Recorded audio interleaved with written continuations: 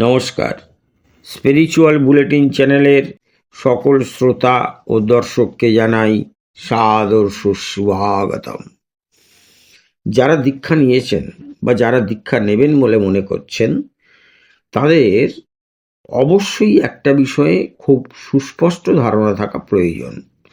কারণ দীক্ষা নেওয়ার পরেই গুরুদেব নিয়মিত একটি জিনিস করতে বলেন, সেটি হলো জপ।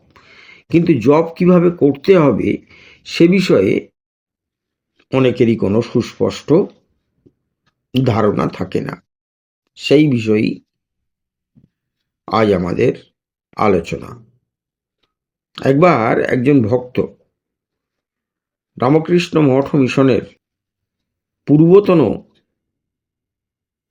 সংঘাধ্যক্ষ স্বামী গহনানন্দজির কাছে এসে প্রশ্ন করছেন, মহারাজ, জপ কিভাবে করব?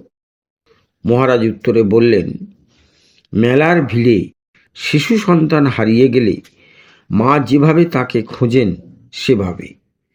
মাঠে নাগরদোলা, সার্কাস, বেলুনওয়ালা, মার কোনো দিকে নজর নেই।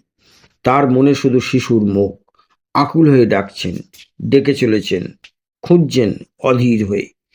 এইভাবে ঈশ্বরকে ডাকো জপের মাধ্যমে। কি অসাধারণ পথ দেখালেন স্বামী গহনানন্দজি।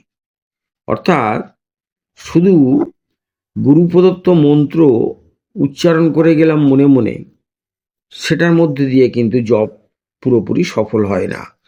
জপ করতে গেলে স্বামী গহনানন্দজি যে উপমা দিলেন, সেই উপমার মতো মনটাকে ব্যাকুল আকুল করে তুলতে হবে। তাহলেই কিন্তু জপের ফল হাতে নাতে পাওয়া যাবে। অর্থাৎ ঈশ্বর অনুভূতি হবে, ঈশ্বর দর্শন হবে।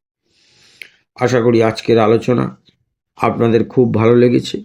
আর ভালো লেগে থাকলে প্রতিদিন যেভাবে লাইক, শেয়ার, কমেন্টস করেন তেমন করবেন। আর যারা এখনও আমাদের এই চ্যানেলটি সাবস্ক্রাইব করেননি, তারা অবশ্যই চ্যানেলটি সাবস্ক্রাইব করে আমাদের পাশে থাকবেন। সকলে খুব ভালো থাকুন, আনন্দে থাকুন। নমস্কার, ধন্যবাদ।